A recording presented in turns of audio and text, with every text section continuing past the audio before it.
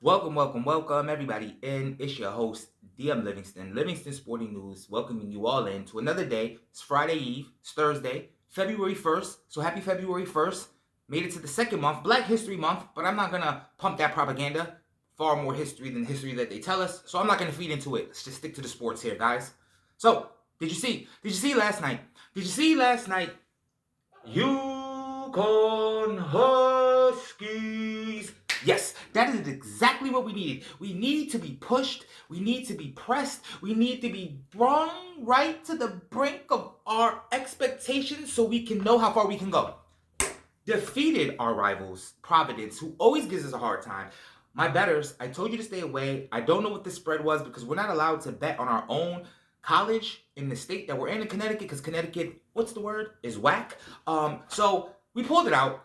I knew we pulled it out. But what I was more concerned with was number one Purdue last night. Did you see them struggling with Northwestern? Yes, they had to go into overtime before they were able to pull that off. 105-96 after nearly blowing an 8-point lead. Listen, Purdue has a 7'4", 300-pound individual by the name of Zach Edney.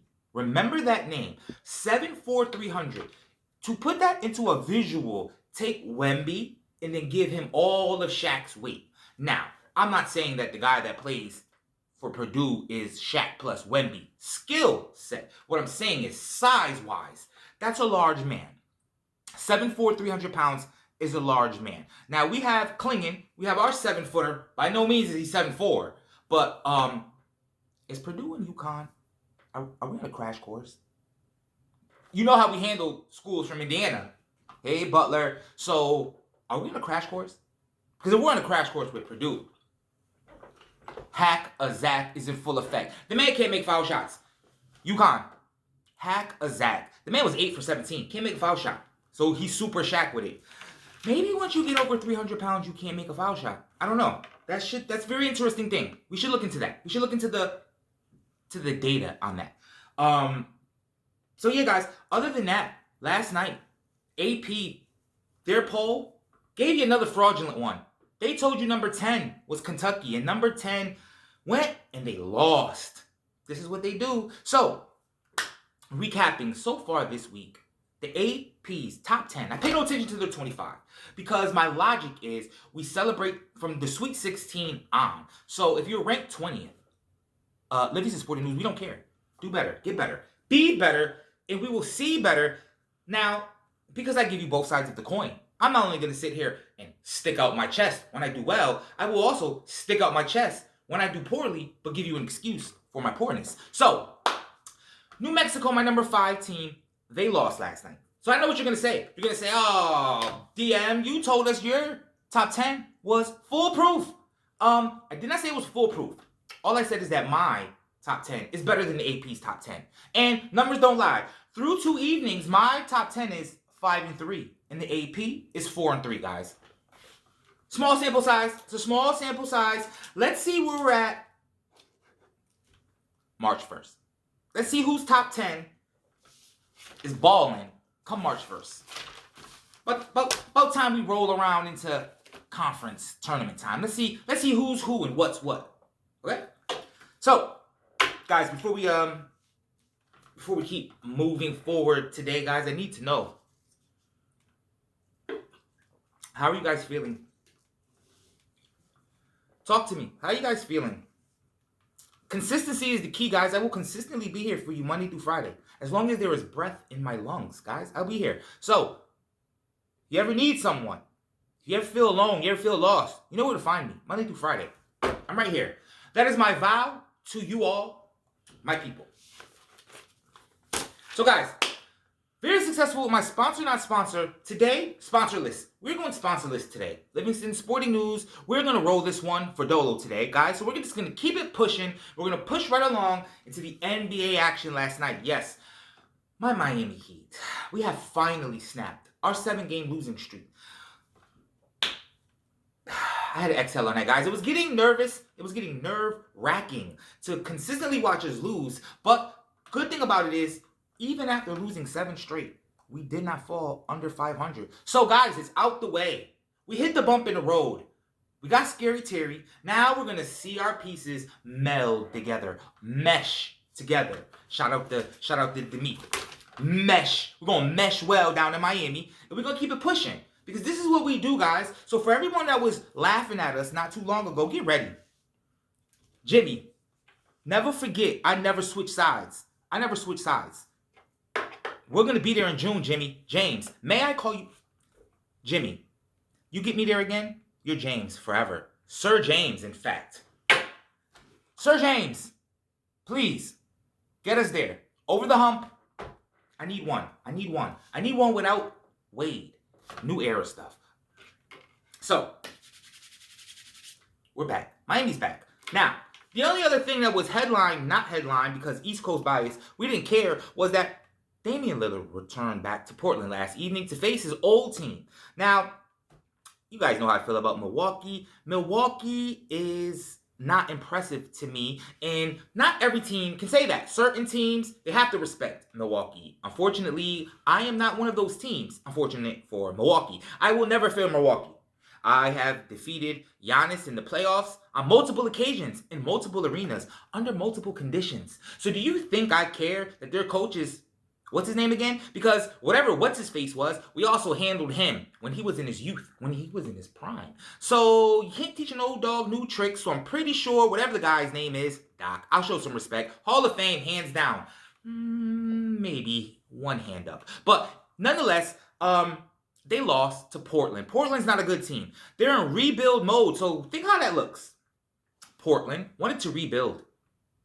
They had a long breakup. It wasn't a bad beef. They just didn't love each other anymore, but they respected each other. So they allowed him to go somewhere else. He didn't want to go to South Beach, or maybe he did, or maybe there was collusion, or maybe someone's going to figure this out one day. Who wants to go where it's cold and not come to South Beach? Makes no sense, but that sounds like a personal problem for me, so let me get back to the point. Point being, they lost to Portland, the team that is rebuilding and sent their star piece to join with another star piece. They both played. It's not like they didn't play, and they lost. Dame. Hey, Dame. I was so ready to buy your jerseys. Why didn't you come to South Beach? Dame, listen. I know you don't know me, but like, you ever want to just let me know one day? I won't tell anybody. So, 25 points. He had 25. Let me not say it like Dame didn't show up, but what I will say, 3 for 13 from 3, they changed the clocks. You're not on Pacific Standard Time anymore. Dame time is canceled. You were a day late and a dollar short with that. Yesterday's price is not today's price. Dame, it's not. 3 for 13? You think they moved the hoops on him? Okay, guys, listen. The only other thing, it's a short day, guys. It's a short day, guys. I cannot wait till baseball starts and we get the Super Bowl next week, guys. I told you I didn't want to talk about the NFL anymore. Absence makes the heart grow fonder, and I wasn't going to talk about the NFL this week. I'm still not. But what I do want to do, I want to talk about something real quick. Joe Buttons. May I call you Joseph? Joseph. I respect you in the realm of hip-hop, because I am a hip-hop connoisseur. So I am sure there are many of millennials and those of a different generation that are totally, clearly, totally unaware of who Joe Budden is. But on the other hands, I know exactly who you are, Joe. I'm not going to sit up here and act like I didn't pop a bottle in the club to one of your one hits that was a hit. I'm not going to even make pretend that I didn't know the words to all of your songs. The one or two that came on the radio. I'm not going to do that. But now you're in my world, Joseph. You're in the world of sports, Joseph. And I can't allow this. I cannot sit here and allow you to spew propaganda from your platform. I can't allow it. Shout out to Come Up Kings, who pointed this out to me. And when am I going to get a shirt? Ray? When am I going to get a shirt or a hat or something? Anyways, thank you for bringing this to my attention. So let me balance nonsense and get us back level. Because it's all about balance in life. Can't be too extreme to the one side, like Joseph with the nonsense he's saying about LeBron. And you can't be all the way to the other way with the nonsense that certain people say about Jordan. So I've come to play Thanos. I will restore balance to the LeBron Jordan debate. Are you ready? Let's get it. In a snap. Joe Budden said that every team that LeBron had to face or defeat was better than the teams that Jordan had to face. That is the stupidest thing I've ever heard in my entire life. Joe, do you have Google? I used to be a cell phone manager. Joe, do you need me to help configure your phone so you can utilize the search bar and find out that Michael Jordan lost in the playoffs to teams of the caliber of Milwaukee? Let me take it back, Joseph. Milwaukee had a Hall of Fame coach, a Hall of Fame player, Moncrief. Look him up. Google him. Okay? He's losing early in his career. Can't hold that against him. He lost to Boston. The Celtics, they're one of the greatest teams ever assembled.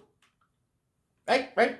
Detroit, Jordan's losing to Hall of Fame teams, not players, not all-stars, not all pros, not first team all deep. He's losing to players that are in the Hall of Fame and coaches that are in the Hall of Fame. That's early half of his career, 80s. Then Jordan got into the 90s and didn't lose to anybody, and every team he beat, I won't say every, majority of the teams he beat in the playoffs, he didn't have the higher seed until later on. But when he got to the finals, he faced 1 seeds. Jazz, 1 seed in the West. Sonics, 1 seed in the West. Portland, 1 seed in the West. The worst seed he had to face was the Lakers. I believe they were the 3 seed. LeBron lost to the 3 seed Boston Celtics when he was the 1 seed Cleveland. And that was in the Eastern Conference Finals. Jordan never lost an Eastern Conference Finals to a lower seed. He lost to the Magic. He was just playing baseball 5 minutes ago. And Shaq is on that team. And Penny was on that team, who, if he doesn't get hurt, was Kobe before Kobe was Kobe. Somebody argue with me about that, because I'm love to argue. Okay? So, I'm going to keep going with this LeBron madness. You know how LeBron made his come up in the playoffs against the Washington Wizards? Gilbert Arenas is one of my favorite players of all time. Agent Zero, I will argue till the sun goes down. Gilbert Arenas is one of the best scoring options in the history of the NBA. I was living in the DMV, the 60-point night. That was a real thing. I was down there. That was a real buzz. That was like a real event. Like, yo, did you hear? It wasn't Instagrammed out back then. I'm old. But it was like, who he did what against who? Okay? With that being said, the rest of his crew, I can't speak to them. But what I will say is this. Them Cavs teams Jordan was beating wasn't trash. Look it up, guys. It takes 2 seconds. You got the phone in your hand. Just Google the Cavs. Everyone sees that Jordan shot, right, over bum Craig Elo, and you get it in your mind that, like, the Cavs were a bad team. The Cavs were the higher seed in one of those rounds. So let's, like, slow down. And first and foremost, I wouldn't go to the doctors, right? I wouldn't go to the doctors and ask a doctor about what meat I should buy, right? I would go talk to my butcher. So, hey, Joseph, here it is. When we want to know about what rapper's better, when we want to know about, what bars, who got the hottest bars, all day, we'll call you.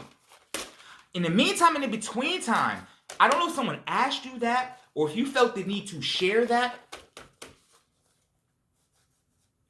Joseph, that was dumb.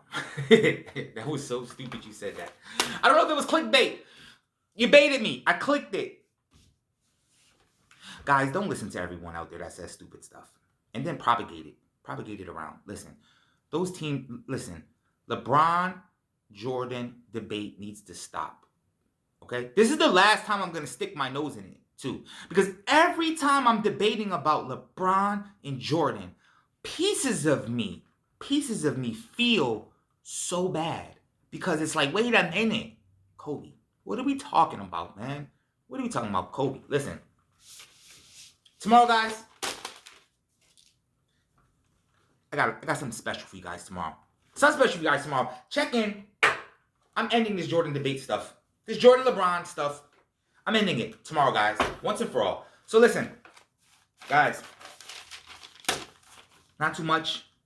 It's kind of a lull in sports. But I'm here, guys. We're going to thug it out. We're going to thug it out together. Me, you, and Duckworth. Oh, you okay? Me, you, and Duckworth, we here. We're going to get it in. So, what to watch tonight before I get up out of here? Number 6, not my number 6. The AP's number 6, Wisconsin, is traveling into Nebraska. So, Wisconsin, I hope you had fun being ranked in the top 10. You are slightly outside of my top 10. So, what I will say is this. Wisconsin, if you win, you will probably enter my top 10 on Tuesday. But if you lose, arrivederci. And in the NBA, a little nostalgia. We got Lakers, Boston, and we got Knicks, Pacers. We got a little 80s night and then a 90s night. So let's give them a shot. You know how I feel about the NBA and the games they put on TV. NHL All-Star Weekend, guys. Today was supposed to be an NHL Thursday, but we have the NHL All-Star Weekend. So tomorrow, we're going to find out who has been playing the best. For those that don't really care about teams and find it hard to follow the NHL because you don't have a favorite player, tomorrow I will introduce the top 5 NHL players to watch for the second half of the season. So if we're in the second half of the NHL season, that means NBA All-Star Weekend is coming. Guys, I might have a super surprise. Stay tuned. Oh, I'm chock full of surprises. So, only other thing before I get on out of here, guys, is starting next week, I'm going to be introducing a behind-the-scenes feature where I will be bringing you into my world of DM Livingston and all the things that happen behind the scenes here, guys. It's a lot more than just me, this clock, this wall, my duck, and this desk. Guys, I got a lot going on. So we're going to explore the world of the Livingston Media Company, Livingston Sporting News, all of my little ventures, and who is this DM Livingston guy? Who is this guy? Why is he talking to us? Okay? So, for those that keep swiping, I'm going to keep on writing. And I'm going to keep on being right here on time each and every day, Monday through Friday, holidays included. You guys be safe. I'm going to go get involved in my day. That's what I'm going to do today. It's Friday Eve. I think we're going to see the sun up here in Connecticut. So, that's going to be a good thing. Listen, guys. We're going to make it. We're going to make it there together. And I'm here to protect you from all sorts of propaganda and lies that come from the likes of the AP, from the likes of talking heads. Similar to me, but except the ones that don't know what they're talking about. Talking to you, Joseph. It's all love. You'll probably never hear this anyways. But if you do, what's up? Let me get on your show. Let's kick it. All right, I'm out of here. It's your host, DM Livingston, Livingston Sporting News. And as always, you already know. Peace, peace.